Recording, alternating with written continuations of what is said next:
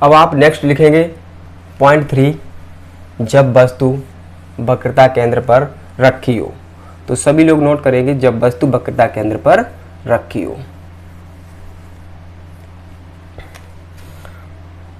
ये हमारा दिया गया है मुख्य अक्ष, ये ध्रुव है, इस तरीके से ये बना हुआ है अवतल दर्पण। यहाँ पर आपका फोकस होता है F, और यहाँ पर आपका होता है वक्रता केंद्र C। और जब वस्तु हमारी कहाँ पे रखी हुई है, वक्रता केंद्र पर। लिख लो यहाँ पे तीसरा पॉइंट है, जब वस्तु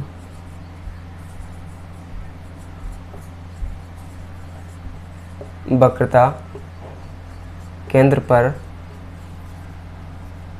रखी हो। जब वस्तु वक्रता केंद्र पर रखी होगी तो आप लोग उसका प्रतिबिंब कहाँ तक पहुंच चुके थे, यहीं पे, यहाँ बीच में पहुंच चुके थे। अब वो प्रतिबिंब कहाँ, किसके नीचे बनेगा, प्रतिबिंब देखो इधर बढ़ेगा, जैसी वस्तु आगे बढ़ेगी प्रतिबिंब यहाँ पे पीछे की ओर बढ़ता है। तो यहाँ पर बीच में पहुंच गया था, अब वो कहाँ पे पहुंच जाएगा, यहाँ पे पहुंच जाएगा। तो अब यहाँ से एक प्रकाश की किरण अवतल दर्पण में वस्तु से चलने वाली पहली किरण मुख्य अक्ष के समांतर जाती है और परावर्तन के पश्चात वो प्रथम फोकस से होकर निकल जाती है। ठीक है, ये तो रूल ही होता है, अगर मुख्य अक्ष के समांतर किरण जाएगी और परावर्तन के पश्चात मुख्य फोकस से होकर जाएगी। मुख्य फोकस से होकर जाती है और इसी वस्तु से चलने वाली दूसरी किरण फोकस से होकर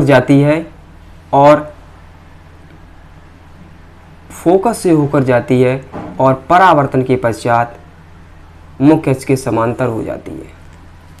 परावर्तन के पश्चात मुख्य अक्ष के समांतर हो जाती है, जिससे यहाँ पे दोनों किरणें, परावर्तित किरणें जहाँ पर काटती हैं, वहीं पर हमें वस्तु AB का प्रतिबिंब A' B' प्राप्त होता है। और कहाँ पर प्राप्त होता है, वक्रता केंद्र पर ही प्राप्त होता है।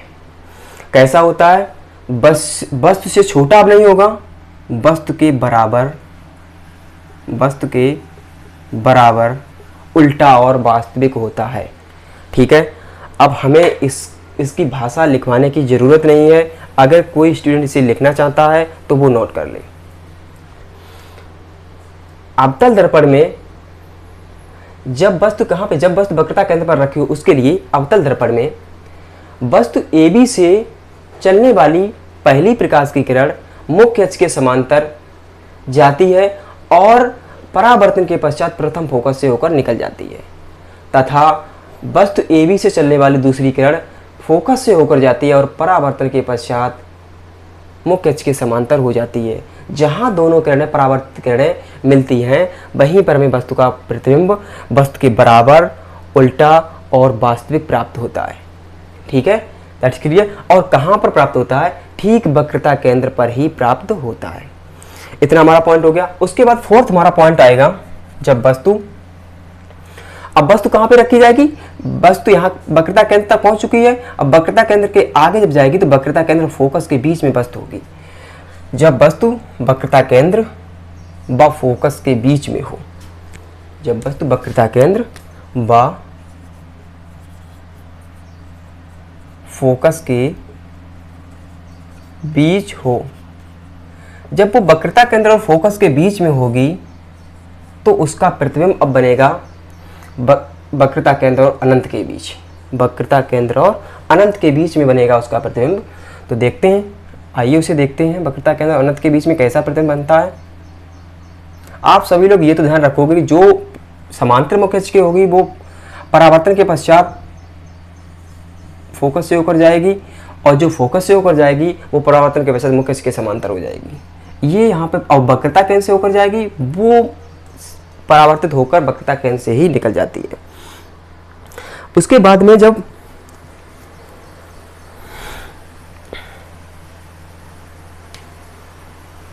देखिएगा, ये आपका फोकस है F, और ये आपका वक्रता केंद्र है C, और हमारी जो वस्तु है यहाँ पे रखी हुई है AB।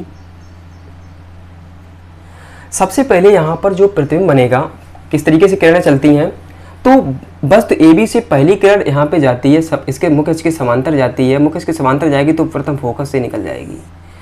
मुख्य अक्ष के समांतर जो किरण चलती है वो परावर्तन के पश्चात प्रथम फोकस से होकर निकल जाती है। और जब दूसरी किरण ए बी से चलती है और प्रथम फोकस से होकर जाती है और परावर्तन के पश्चात वो समांतर मुख्य अक्ष के समांतर हो जाती है। रूल है, किरणों का रूल है, या फिर परावर्तक तल का ये नियम है कि परावर्तन तल मतलब जब वो मुख्य फोकस से होकर जाएगी, परावर्तन के पश्चात मुख्य अक्ष के समांतर हो जाएगी किरण, और जब वो मुख्य अक्ष के समांतर किरण जाएगी तो परावर्तन के पश्चात फोकस से होकर जाएगी। जहाँ पर दोनों परावर्तित किरणें मिलती हैं वही हमारा ये प्रतिबिंब बन जाता है ए डैश बी डैश, और ये प्रतिबिंब हमारा बनता है वस्तु से बड़ा। वस्तु से बड़ा बनता है, कहाँ पे बनता है? वक्रता केंद्र और अनंत के बीच में बनता है जाके। तो इसके लिए अगर भाषा लिखना चाहें तो भाषा भी हम लिख सकते हैं।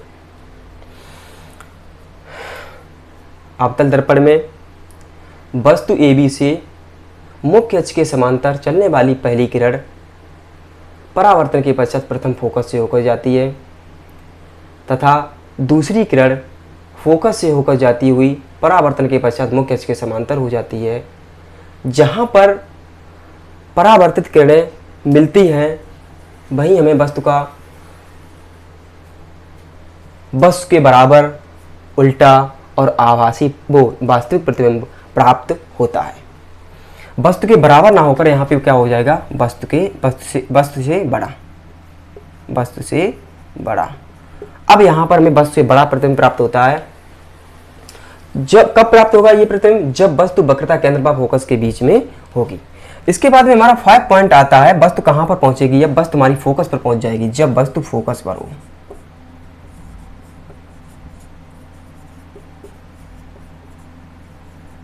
किसी को रटना नहीं है, समझना है। जैसे ही वस्तु आगे बढ़ती चली जाएगी उसका प्रतिबिंब पीछे की ओर बढ़ता चला जा रहा है। वैसे उसी कंडीशंस में जब वस्तु फोकस पर होगी तो इसे मिटा देते हैं, दोबारा से बनाते हैं फिगर को। जब वस्तु फोकस पर स्थित होती है तब प्रतिबिंब किस तरीके से बनते हैं आइए हम देखते हैं। ये हमारा फोकस रहा और ये हमारा वक्रता केंद्र रहा सी, ठीक है, ये अनंत है। जब वस्तु फोकस पर यहाँ पे रखी होगी, ये एफ है, जब वस्तु फोकस पर रखी होगी यहाँ पर ए बी जब वस्तु फोकस पर रखी होगी तो वो कहाँ पर बनेगी जाकर?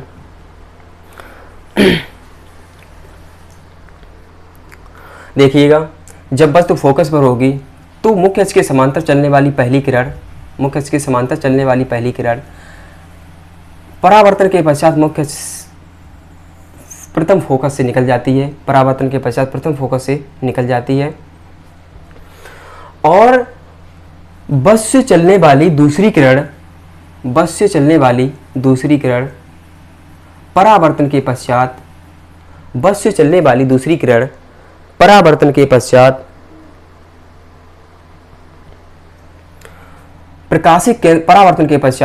प्रकाशिक केंद्र से होकर निकल जाती है।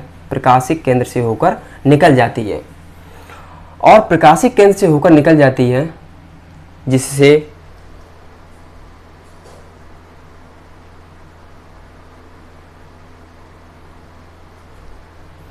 जिससे हमारा प्रतिबिंब इस तरीके से, यहाँ पे तो नहीं मिलता लेकिन डॉट डॉट डॉट करके यहाँ पे कहीं पे ये दोनों रेखाएं मिलती हैं जाके, तो इस तरीके से ये हमारा जो प्रतिबिंब होता है वो हमारा प्रतिबिंब ए डैश और बी डैश, ये हमारा प्रतिबिंब जो है यहाँ पर बना जाके, ये ए डैश और बी डैश जो हमारा प्रतिबिंब बनता है वो हमारा अनंत पर बनता है जाके। कहाँ पे बनता है? अनंत पे बनेगा जाकर। अभी तक प्रतिबिंब कहाँ किस पर बन रहा था तुम्हारा? यहाँ पर जब वस्तु थी तुम्हारी इसके बीच में तो वक्रता केंद्र और अनंत के बीच में बन रहा था। जब आपकी जो वस्तु है फोकस पर आ गई है तो उसका प्रतिबिंब बनेगा अनंत पर जाकर, वस्तु और उससे आगे बढ़ जाएगी जाके, ठीक है। तो इससे क्या करते हैं, जब प्रतिबिंब यहाँ पर जाती है और परावर्तन के पश्चात वो वक्रता केंद्र से होकर निकल जाती है और ये दोनों परावर्तित किरणें अनंत पे जाके मिलती हैं, तो आपका प्रतिबिंब अनंत पर बनता है ए डैश बी डैश, ठीक है। और वो वस्तु से बहुत बड़ा होता है, वस्तु से बहुत बड़ा, उल्टा और वास्तविक होता है। अगर इसकी भाषा अगर लिखना चाहेंगे तो भाषा सभी लोग लिख सकते हैं कि अवतल दर्पण में वस्तु AB से चलने वाली पहली किरण मुख्य अक्ष के समांतर चलती है और परावर्तन के पश्चात फोकस से होकर निकल जाती है, और वस्तु से चलने वाली दूसरी किरण परावर्तन के पश्चात वक्रता केंद्र से होकर जाती है।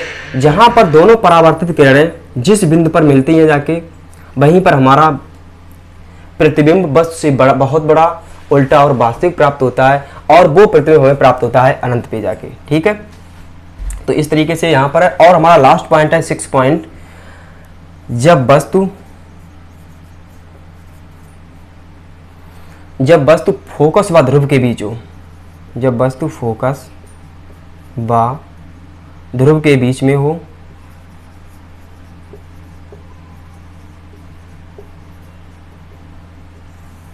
फोकस व ध्रुव के बीच में हो। अब देखते हैं कि हमारा वस्तु का प्रतिबिंब कहाँ पे बनेगा जाके और किस प्रकार बनेगा, और दर्पण के आगे बनेगा या दर्पण के पीछे बनता है, देखते हैं।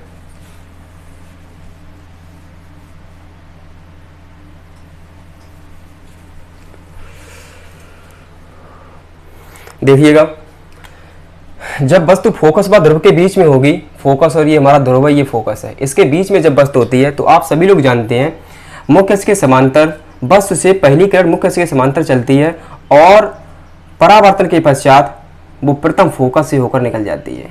परावर्तन के पश्चात प्रथम फोकस से होकर निकल जाती है,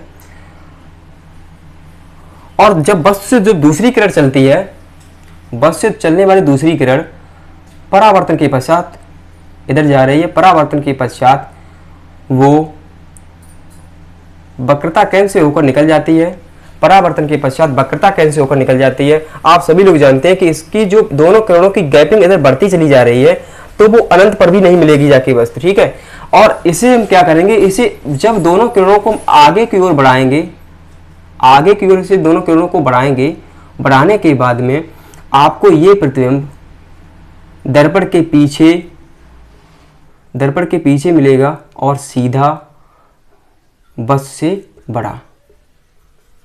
ठीक है, दर्पण के पीछे सीधा और वस्तु से बड़ा प्राप्त होता है। तो इसकी अगर भाषा लिखना चाहें तो इसे लिख सकते हैं, अवतल दर्पण में वस्तु AB से चलने वाली पहली किरण मुख्य अक्ष के समांतर चलती है और परावर्तन के पश्चात प्रथम वो फोकस से होकर निकल जाती है, और AB से चलने वाली दूसरी किरण परावर्तन के पश्चात ये वक्रता केंद्र से होकर निकल जाती है, और ये दोनों किरणें पीछे, यहाँ पर परावर्तित किरणें यहाँ पर नहीं मिलती हैं, और इन्हें पीछे बढ़ाते हैं। दोनों परावर्तित किरणों को पीछे बढ़ाने के बाद में ये दोनों किरणें यहाँ पर ये लेंस के या मतलब दर्पण के पीछे मिलती हैं जाकर, और दर्पण के पीछे मिलती हैं तो यहाँ पर हमारा जो प्रतिबिंब बनता है A' B' वो वस्तु से बहुत बड़ा होता है। प्रतिबिंब जो A' B' बनता है वस्तु से बहुत बड़ा।